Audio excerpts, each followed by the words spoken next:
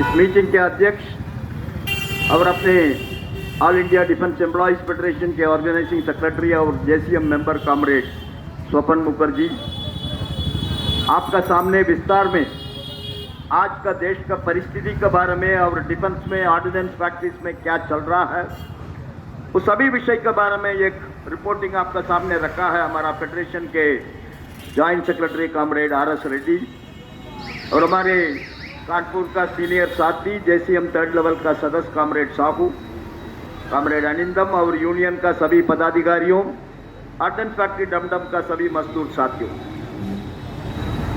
परिस्थिति का एक पिक्चर आपका सामने कॉमरेड रेड्डी ने रखा है। लड़ाई में है, संघर्ष में है। ऑर्डिनेंस फैक्ट्री का कर्मचारी इतना परेशानी में है, दुख में है, फिर भी हम लोग सब लड़ाई में है, संघर्ष में है।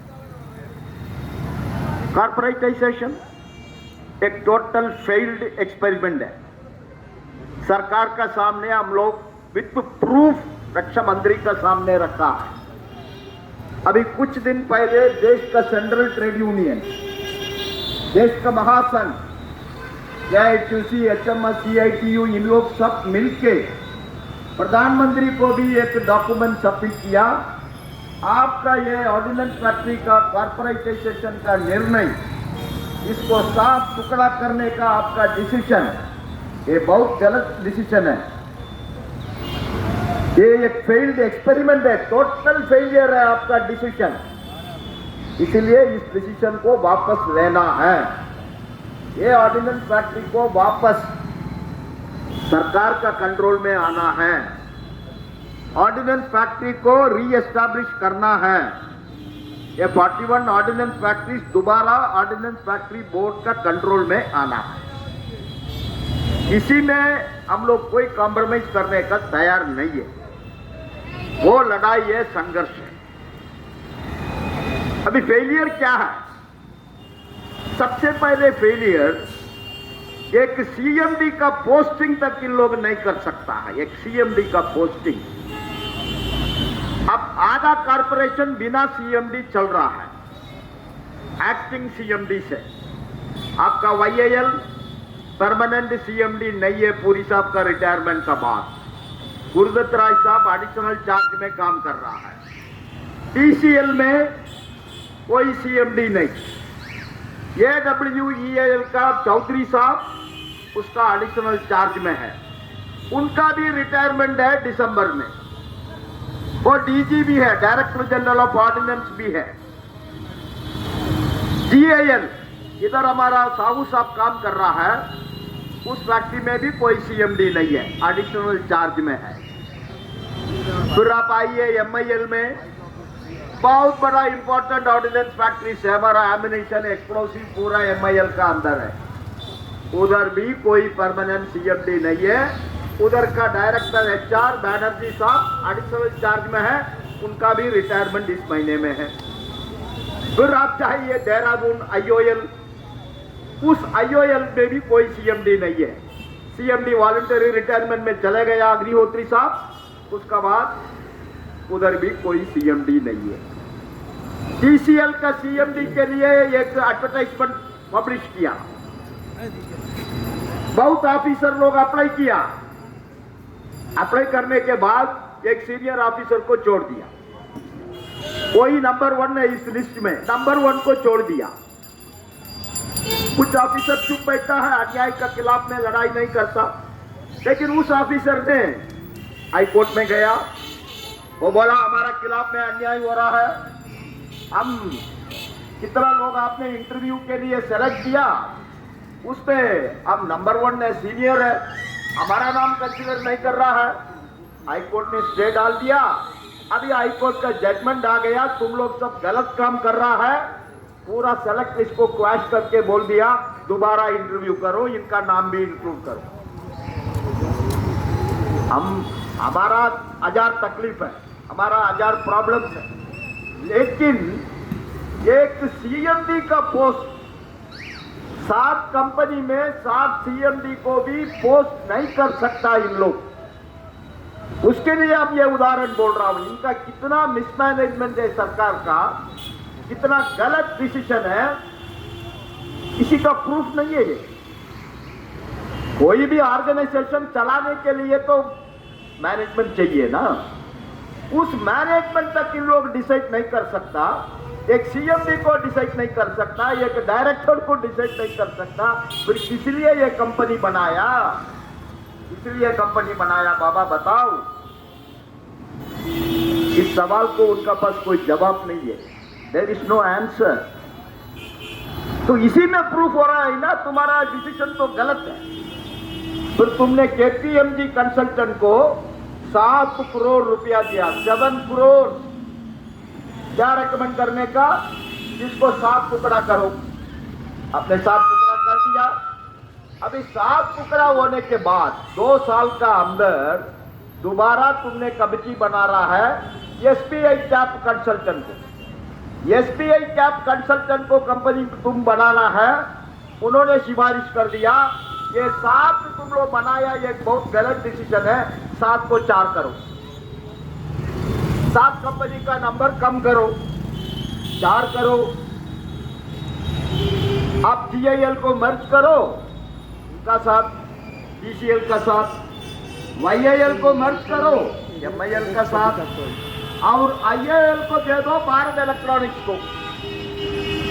एआईडीएफ ने इमीडिएटली प्रोटेस्ट किया। एआईडीएफ ने बोला देखो जी, आप जीआईएल डीसीएल में मर्ज करो, हम लोग को ऑब्जेक्शन नहीं है।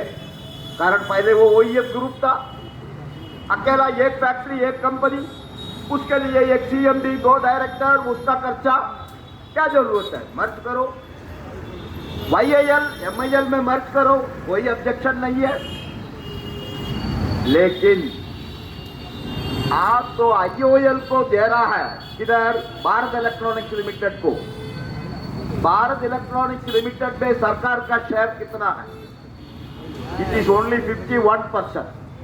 भारत इलेक्ट्रॉनिक्स लिमिटेड एक डिफेंस पब्लिक सेक्टर है, उसमें सरकार का शेयर केवल 51% है।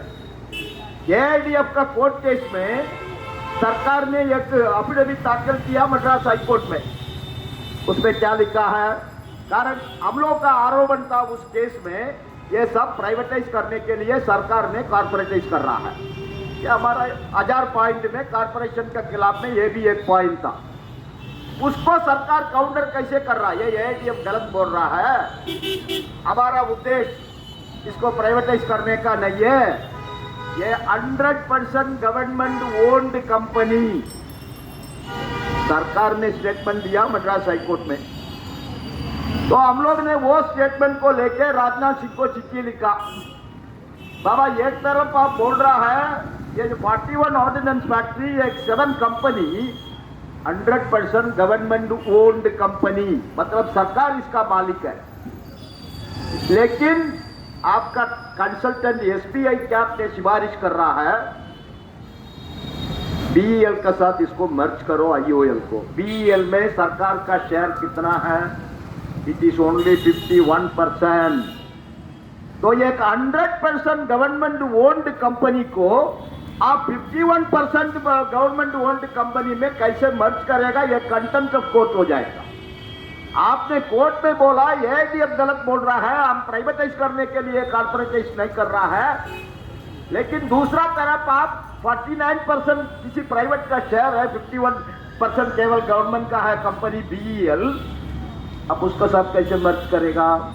हमने बीईएल को भी नोटिस दिया, ने बोला देखो आप इसको टेक ओवर करेगा तो प्रॉब्लम हो जाएगा, कारण कोर्ट में यही आश्वासन है। तो अल्टीमेटली फेडरेशन का इस दबाव का वजह से अब बीईएल को हैंडओवर करने का प्रपोजल अभी ड्रॉप हो गया। तो हम ये सब क्यों बोल रहा है कॉमरेड, हम लोग को 1000 तकलीफ है। वर्कलोड के बारे में कॉमरेड रेड्डी ने बताया, आपका भी कुछ सेक्शन में वर्क है, कुछ सेक्शन में वर्क नहीं है। वो वर्क आ रहा है, कल आरएफआई का कॉमरेड हमको मिला, उधर भी क्या कर रहा, नया जीएम आ गया, ईडी आ गया, वो क्या बोल रहा है, आपका पीस वर्क रेट 50% कम करना है, नहीं तो आपको काम नहीं मिलेगा। ये एक ब्लैकमेलिंग टैक्टिक्स हो गया। अभी रेड्डी साहब ने बताया, सच तो बताया, एआईडीएफ का लड़ाई, एआईडीएफ का संघर्ष, उसकी वजह से अभी टीसीएल को वर्कलोड आ चुका है। लेकिन वो वर्कलोड आने के बाद मैनेजमेंट यूनियंस को क्या बोल रहा है, वो ट्राउसर है ना, आर्मी का ट्राउसर, नया यूनिफॉर्म आ गया, डिजिटली प्रिंटेड यूनिफॉर्म। 1 घंटे में एक ट्राउसर बनाना है, 1 घंटे में एक जैकेट बनाना है। एक ट्राउसर में 10 पैकेट है, उसको जवान को हवा अंदर जाने के लिए वेंटिलेशन है। ये सब 1 घंटे में बनाओ। अब नहीं बनेगा, काम नहीं मिलेगा। तो ये ब्लैकमेलिंग टैक्टिक्स है, तकलीफ है ना। अभी उधर लड़ाई चल रहा है, आंदोलन चल रहा है, मैनेजमेंट के साथ बहुत झगड़ा चल रहा है। इस रेट में हम नहीं बनेगा। हाँ, ऐसा कोई दुनिया में बनाना है, उसका कोई टेलर है तो उसको लेके आके बनाओ। वो 1 घंटा ऑफिसर फिक्स किया, एसी रूम में बैठ के उस ऑफिसर को बुलाओ, उनको बताओ 1 घंटे में इसको बना के देने के लिए। तो लड़ाई तो है, संघर्ष है। कास्ट का नाम पर, कास्ट रिडक्शन का नाम पर अटैक किसका ऊपर हो रहा है? वर्कर का ऊपर हो रहा है। वर्कर ही सभी सैक्रिफाइस करना है, दूसरा कोई सैक्रिफाइस का तैयार नहीं है। तो इसका खिलाफ में आपको तो लड़ाई, संघर्ष तो करना पड़ेगा ना कॉमरेड। अब कौन लड़ाई करेगा, कौन संघर्ष करेगा? कुछ लोग कारपोरेशन को सपोर्ट कर दिया, अभी चुप बैठा है। यह परेशानी का कौन जवाब देगा? हम लोग का 41 ऑर्डिनेंस फैक्ट्री था, एक ही बोनस मिलता था। 40 दिन है तो 40 दिन, 41 डेज है तो 41 डेज। इवन कोविड-19 लॉकडाउन पीरियड में अब वो भी राजनाथ सिंह को पॉइंट आउट करके चिट्ठी दिया। 2 साल हम लोग कोविड-19 का लॉकडाउन में था, बहुत गंभीर परिस्थिति में था। उस समय भी हमको 38 डेज बोनस मिला, 37 डेज बोनस मिला। लेकिन अभी 7 कंपनी होने के बाद काशीपुर फैक्ट्री को कितना बोनस मिला? 30 डेज, 30 दिन। आप IIL में है, ठीक है, आपको 41 मिल गया। लेकिन आपका बगल में है काशीपुर, सबसे पुराना ऑर्डिनेंस फैक्ट्री, उसको मिला 30 डेज। काशीपुर साहू साहब बैठा है, उनको भी 30 डेज। हम तो OCF आवड़ी में काम 40 साल काम करके रिटायर हुआ, उस फैक्ट्री को मिला 21 डेज। 21 डेज का कौन बोनस कैसे देगा? वो भी देने का तैयार नहीं था। वो बोला आपका बोनस ही नहीं मिलेगा, पिछले साल आप पूरा लॉस में चला, आपको नहीं मिलेगा। बोनस एक्ट भी पढ़ता नहीं लोग। बोनस एक्ट में क्या बोलता है? Even if the company goes on loss, company में लॉस होने के बाद भी 1 महीने का तनख्वाह 8.33% उसको बोनस देना ही पड़ेगा। उसका मतलब 30 डेज बोनस। अरे कोई प्रोडक्टिविटी लिंक स्कीम में नहीं है, इनकम टैक्स डिपार्टमेंट है, उनको कोई PLB नहीं है। नॉन प्रोडक्टिविटी लिंक्ड बोनस बोलता, हमारा MES कर्मचारी है, उनको भी 30 डेज का बोनस का सरकार का खुद ऑर्डर है। नॉन प्रोडक्टिविटी लिंक्ड बोनस मिलेगा 30 डेज, लेकिन कौन प्रोडक्शन कर रहा है, तुम उसको काम नहीं दिया, उनका गलती है। वो काम करने के लिए तैयार था, लेकिन तुमने उनको काम नहीं दिया, उसका नाम पर तुम उनको 21 डेज दे रहा है। अभी AIDF उसका खिलाफ में फाइट कर रहा है। कारण यह परिस्थिति कल दूसरा फैक्ट्री को भी आएगा ना। तब 7 टुकड़ा इन लोग ने कर दिया, 7 CMD उनका महाराजा है, उनका डिसीजन है। तो ये सब अन्याय का खिलाफ में कॉमरेड्स आपको संघर्ष करना है, आपको फाइट करना है। सर्विस कंडीशन के बारे में भी साथी ने बताया, रेड्डी साहब ने। सर्विस कंडीशन आपका प्रोटेक्टेड है। कैसे प्रोटेक्टेड है? AIDF का लड़ाई से, AIDF का संघर्ष का वजह से। अब अभी मद्रास हाई कोर्ट में तो बोल दिया, इनका सर्विस कंडीशन तो प्रोटेक्ट करना ही पड़ेगा। सरकार ने खुद बोल दिया, हम जबरदस्ती किसी को भी कंपनी में नहीं डालेंगे। तो फिर हम सरकार को यही बोल रहा है, बाबा तो अब खुद कोर्ट में बोल दिया, अब जबरदस्ती किसी को नहीं डालेगा। मद्रास हाई कोर्ट भी बोल दिया, इनका सर्विस कंडीशन प्रोटेक्टेड है करके। फिर आपको एक नोटिफिकेशन इश्यू करने में क्या तकलीफ है, क्या प्रॉब्लम है? अब रिटायर, अभी इतना लोग कंपनी के बारे में बड़ा बड़ा भाषण किया, वो सब सरकार कर्मचारी से ही रिटायर हो गया। अब रविकांत साहब कौन सा स्टेटस में रिटायर हुआ? MIL का CMD, कारपोरेशन का बहुत सपोर्ट करने वाला लोग था, वो भी सरकार कर्मचारी का कुर्सी से ही रिटायर हुआ। आपका YIL का CMD पुरी साहब, वो भी सरकार कर्मचारी से ही रिटायर हुआ। वो कंपनी का ऊपर लेवल का पोस्ट में बैठा है, वो सब सरकार कर्मचारी का स्टेटस में रिटायरमेंट में कंफर्टेबली सरकार का पेंशन लेके घर में बैठा है।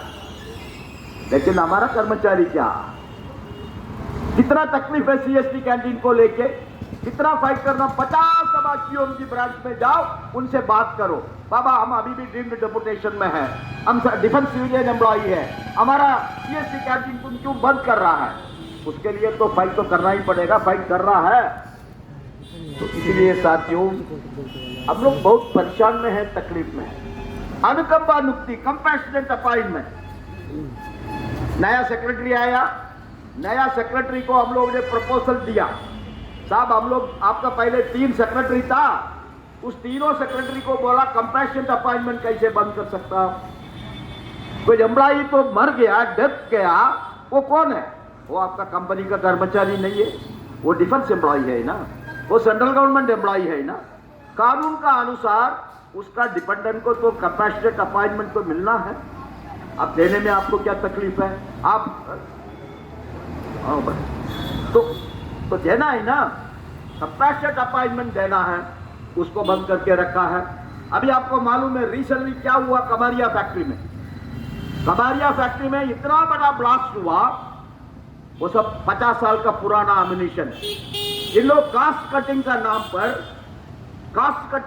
पर 50 साल का पुराना एमिनिशन है, उसको क्लीन करने के लिए 50 दफा टेंडर डाला, कोई तैयार नहीं है, कोई प्राइवेट कंपनी नहीं आया, कारण वो बहुत हाईली रिस्क काम है। अभी आप लोग दिवाली सेलिब्रेट किया, दिवाली में हम लोग अलग अलग तरीके से पटाख लेके उसको फायर करता है, उसका बिहेवियर कैसे होता है? एक रॉकेट आप फायर करता है, वो ऊपर जाना है, लेकिन ऊपर नहीं जाता, साइड में जाता है। क्यों? वो केमिकल है, केमिकल कब कैसे रिएक्ट करेगा किसी को भी मालूम नहीं होगा। कितना भी एक्सपर्ट केमिस्ट हो, कितना भी एक्सपर्ट केमिकल इंजीनियर हो, केमिकल कब कैसे रिएक्ट करेगा, एक्सप्लोसिव कैसे कब रिएक्ट करेगा, कोई नहीं बोल सकता। ऐसा परिस्थिति में 50 साल का पुराना इतना बड़ा शेल को आप लोग ने गोडाउन से लेके आया, हमारा वर्कर को बोला उसको क्लीन कर, स्टीम का प्रेशर अंदर डाल के उसको क्लीन कर, कोई सेफ्टी प्रिकॉशन नहीं, कुछ नहीं। उसका पहले उसको एक्सरे करके देखना था। 50 साल का पुराना एमिनिशन है, उसका अंदर कितना मॉइस्चर फॉर्म हुआ, क्या क्या फॉर्म हुआ, किसको मालूम है? नहीं किया, एक्सप्लोशन हो गया। एक्सप्लोशन का बाद अभी 2 कर्मचारी का डेथ हो गया। एक कर्मचारी अभी भी उनका लाइफ के लिए फाइट कर रहा है, बाकी कर्मचारी को 25 का ऊपर कर्मचारी उस सेक्शन में ही नहीं था, वो बाहर दूसरा सेक्शन में काम कर रहा था। उस एक्सप्लोशन इतना जोर से हुआ, उस कर्मचारी का भी पूरा बॉडी में इंजुरी है। आपका फैक्ट्री में हुआ, आपका इसी दमदम, ये तो केमिकल फैक्ट्री नहीं है, एमिनिशन फैक्ट्री नहीं है, एक्सप्लोसिव फैक्ट्री नहीं है, नाम तो एमिनिशन फैक्ट्री है 1846 में स्थापित करने का समय, लेकिन आज आप एक इंजीनियरिंग फैक्ट्री है, पीवीसी का प्रोडक्शन आपका कर रहा है। उसी में हमारा एक लड़का, क्या नाम है, विजय कुमार, उसका डेथ हो गया। उसका गलती क्या है? उसका वो सुबह आने का समय, उसका बच्चा, उसका वाइफ सब उसको टाटा बोल के गया ना, शाम को आने का समय सब्जी लेके आओ, शाम को आने के समय हमको किताब लेके आओ, वो किधर है? ये परेशानी इन लोग को क्यों समझ में नहीं आता है? हमने उनको बोला बाबा सिंपल है, काम बहुत सिंपल है, इसमें इतना आप लोग लीगली बड़ा IAS ऑफिसर बैठ के सोचने का क्या जरूरत है? तो आदमी मर गया, वो सरकार कर्मचारी है। कौन सा फैक्ट्री में वो वर्कर काम कर रहा था, उसका डिटेल पूरा जनरल मैनेजर का हाथ में है, मेरिट लिस्ट उनका हाथ में है। ठीक है, आज आपका ED, CGM, GM कुछ भी बोलो, उन लोग अपॉइंटिंग अथॉरिटी नहीं है, उसके लिए तुमने अलग, ये इतना कंफ्यूजन है, तुम अलग 7 अपॉइंटिंग अथॉरिटी को बना के रखा है। उनको दे दो लिस्ट। वैकेंसी 3-4 साल से फिलअप नहीं हुआ, एक फैक्ट्री में मिनिमम 20, 25, 30 वैकेंसी तो पक्का रहेगा, उतना वैकेंसी तो पक्का रहेगा। तुम्हारा लिस्ट उनको दे दो, उन्होंने उनका क्वालिफिकेशन का अनुसार, वैकेंसी का अनुसार अपॉइंटमेंट ऑर्डर इश्यू करेगा, उस अपॉइंटमेंट ऑर्डर में उसको सरकार कर्मचारी से ले लो। उनको बोलो एक दिन तुम आके फील्ड ऑफिस में रिपोर्ट करो, फील्ड ऑफिस में वो रिपोर्ट करेगा, उसके बाद उसको भी डीम्ड डेपुटेशन में उनका पिताजी कौन सा फैक्ट्री में काम कर रहा था, उस फैक्ट्री में उसको भेजो, झंझट खत्म। अभी कारपोरेशन करने का समय 72,000 कर्मचारी था, आज 60,000 का नीचे आ गया। 12,000 लोग इस 3 साल का अंदर retirement, death, voluntary retirement, resignation में चले गए। अभी 60,000 बच्चा है। उस 60,000 कर्मचारी का भविष्य क्या होगा डीम्ड डेपुटेशन में, वो भविष्य उनको भी होगा। तो उनको कंपैशनेट अपॉइंटमेंट देने में आपको क्या तकलीफ है, क्या प्रॉब्लम्स है, समझ में नहीं आ रहा। राइटिंग में हम लोग ने प्रपोजल दिया, उस प्रपोजल को कंसीडर भी कर रहा, लेकिन अभी तक उसके बारे में ऑर्डर इश्यू करने का इस सरकार तैयार नहीं। राजनाथ सिंह ने अभी फील्ड गन फैक्ट्री में गया, हमारा ऑर्गेनाइजिंग सेक्रेटरी है सौरभ, उन्होंने हमको फोन करके बोला कामरेड रक्षा मंत्री आ रहा है, हम लोग ईडी से बात किया, ईडी बोल रहा आप लोगों को टाइम नहीं मिले, आर्म का इतना बहुत टाइट शेड्यूल है, आपको 1 मिनट भी टाइम नहीं मिलेगा। और आपको फोन किया, हमने बोला ठीक है, अभी ऑलरेडी बात किया, राइटिंग में चिट्ठी दे दो। उन्होंने इंटरव्यू नहीं दिया, हम पर उसको लिखेंगे। अब फिर किस लिए गया फील्ड गन फैक्ट्री? क्या उधर का तो माल देखने के लिए गया, उधर लोग काम कर रहा है, 800-900 लोग काम कर रहा है, उनसे बात नहीं करेगा आप ब्यूरोक्रेट नहीं है, आप आर्मी चीफ नहीं है, आप हमारा मंत्री है ना, पब्लिक का रिप्रेजेंटेटिव, आप कैसे नहीं मिलेगा? अब चिट्ठी दे दो। उन्होंने चिट्ठी दिया, चिट्ठी देने के बाद भी अपॉइंटमेंट मना कर दिया। फिर हमको फोन किया, हमने बोला काम बहुत सिंपल है, वो तो प्रोडक्शन शॉप में आएगा, बड़ा प्रोडक्शन शॉप में किधर उनका विजिटिंग का प्रोग्राम है, आप लोग सब एक जगह इकट्ठा रहो, वो तो आएगा। आने का समय आपको देख के पक्का नमस्ते तो बोलेगा, कारण वो तो पॉलिटिशियन है, नमस्ते बोला, वो भी बहुत सीनियर पॉलिटिशियन है, नमस्ते बोलेगा। कानपुर उसका खुद यूपी स्टेट में है, तो नमस्ते बोलने का समय आपसे कोई सीनियर लीडर कौन अच्छा बात करेगा, बोलो साहब आपसे 2 मिनट हमको समय चाहिए, वो 100% आपको रिफ्यूज नहीं करेगा, पॉलिटिशियन है, वो तो जनता से बात करने का इच्छा रहेगा उनका। ऐसा ही तो गया, मिनिस्टर ने गया, हमारा लोग पूरा सौरभ राठौर सब कामरेड उधर था, तो मिनिस्टर आया, नमस्ते बोला, मिनिस्टर को बोला सर आपसे हमको 2-3 मिनट बात करना है, मैनेजमेंट का हमको समय नहीं दिया, आपसे हमको बात करना है। वो तो सीधा आ गया, ठीक है बाबा आपको क्या प्रॉब्लम है बताओ। फिर हमने बोला ये 4-5 डिमांड उनका सामने रखो। नंबर 1 नोटिफिकेशन इश्यू करो, हम रिटायरमेंट तक सरकार कर्मचारी में रहेगा, उसका नोटिफिकेशन इश्यू करो। नंबर 2 कारपोरेशन होने के बाद हमारा वर्कलोड कम है, हमारा ओवर टाइम बंद है, जितना भी नया काम आ रहा है उसका लेबर एस्टिमेट में इतना कटौती कर रहा है, हम टाइम वेजेस तक एड नहीं कर सकता। मैनेजमेंट को आप बोलिए ठीक तरीके से रेट फिक्स करने का, कंपैशनेट अपॉइंटमेंट, अनुकंपा नियुक्ति और हमारा इंटरग्रेड रेशियो, ये 5-6 डिमांड आप उनको बताओ।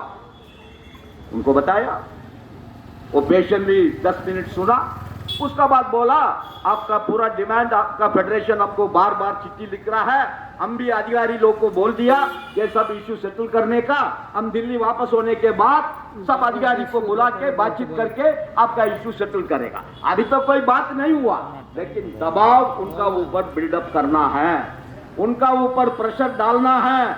बिना प्रेशर, बिना दबाव ये सरकार आपको नहीं सुनेगा। फिर साथियों आपका मेजर इश्यू है एनपीएस, ओपीएस, यूपीएस। अब ज्यादा बोलने का जरूरत नहीं है, केवल एआईडीएफ, इट इज ओनली एआईडीएफ प्रधानमंत्री का मीटिंग बॉयकॉट करके उनको राइटिंग में दिया, आपका मीटिंग में हम लोग नहीं आएंगे। क्यों नहीं आएंगे? क्यों नहीं आएंगे? प्रधानमंत्री बुलाए तो जाना पड़ेगा, वो भी 10 साल का बाद कोई ट्रेड यूनियन को सबसे फर्स्ट टाइम मिल रहा है, सेंट्रल ट्रेड यूनियंस को भी नहीं मिला। 10 साल में यह प्रधानमंत्री सेंट्रल ट्रेड यूनियंस को भी नहीं मिला, किसी यूनियन को नहीं मिला। अब बुलाया, लेकिन बुलाने का उद्देश्य क्या था? बुलाने का उद्देश्य आपको भी पार्टी बनाने का, आपको भी उसमें पार्टी बनाने का। प्रधानमंत्री का सामने सब नेता लोग यूपीएस को अग्री कर दिया, वर्कर का सामने प्रचार करना है, देश का पूरा central government employees, state government employees का सामने, बाबा हमने यूपीएस बनाया, वो एनपीएस का जगह में आपका नेता लोग पूरा उसको अग्री किया, प्रधानमंत्री का सामने अग्री किया। उसका बाद फिर आप किधर जाएगा?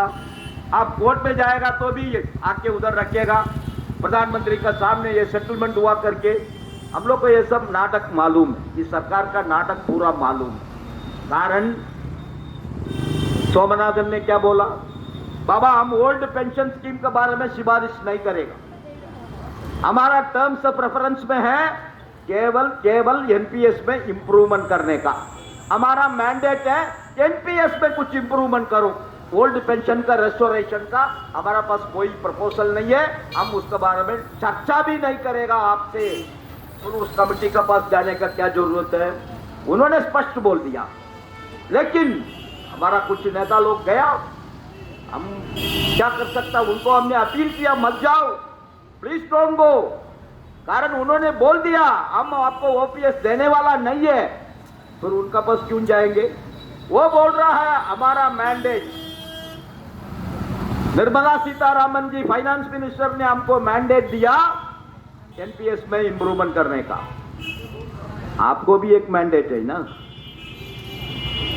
5 लाख का ऊपर केंद्र सरकार राज्य सरकार कर्मचारी रामलीला मैदान में असेंबल लोग के आपको एक मैंडेट दिया नहीं दिया। उस मैंडेट में क्या है, एनपीएस में इंप्रूवमेंट करो, वो मैंडेट में है। वो मैंडेट में है ओपीएस का अलावा, ओल्ड पेंशन स्कीम का अलावा हम कोई भी कॉम्प्रोमाइज सरकार से नहीं करेंगे, उसके लिए हम अनिश्चितकाल हड़ताल तक जाएंगे। यही तो आपका मैंडेट है, आपका जनरल बॉडी है ना। उनको सरकार का मैंडेट है, आपको सरकार में मैंडेट में नहीं चलेगा ना, आपका कर्मचारी का मैंडेट में चलेगा। आपका कर्मचारी ने आपको मैंडेट दिया, no question of any improvement in NPS, we want only OPS. वो मैंडेट छोड़ के, वो मैंडेट को वायलेट करके आप कैसे जाएगा प्रधानमंत्री का साथ। लेकिन गया, फिर हम लोग ने चिट्ठी दिया उनको, एडीएफ का अध्यक्ष और जनरल सेक्रेटरी दोनों दस्तखत करके प्रधानमंत्री को मेल कर दिया, हम ये नहीं करेंगे बाबा, आपका मीटिंग में नहीं आएंगे, हमारा डिमांड है ओल्ड पेंशन स्कीम वापस करो। अल्टीमेटली क्या हुआ, प्रधानमंत्री बोला 50% मिलेगा, प्रधानमंत्री बोला आपको डीए मिलेगा पेंशन में, प्रधानमंत्री बोला आपको फैमिली पेंशन मिलेगा, सब लोग खुश। नेता लोग जाने के बाद रेलवे मंत्री अश्विन वैष्णव और सोमनाथन अभी कैबिनेट सेक्रेटरी बन गया, उसको प्रमोशन मिल गया, तब फाइनेंस सेक्रेटरी था, अभी कैबिनेट सेक्रेटरी हो गया। दोनों मिलके बोल रहा है 50% मिलेगा, उसका डीए मिलेगा, फैमिली पेंशन मिलेगा, लेकिन आपका अकाउंट में तो 1 करोड़ 2 करोड़ रुपया है, वो आपको नहीं मिलेगा। वो उधर नहीं बोला, प्रधानमंत्री का मीटिंग में वो नहीं बोला, बाहर आके इन लोग प्रेस मीट पे बोल रहा है आपका तो 2 करोड़ बचा है आपका कॉर्पस में, 30 साल 35 साल सर्विस में,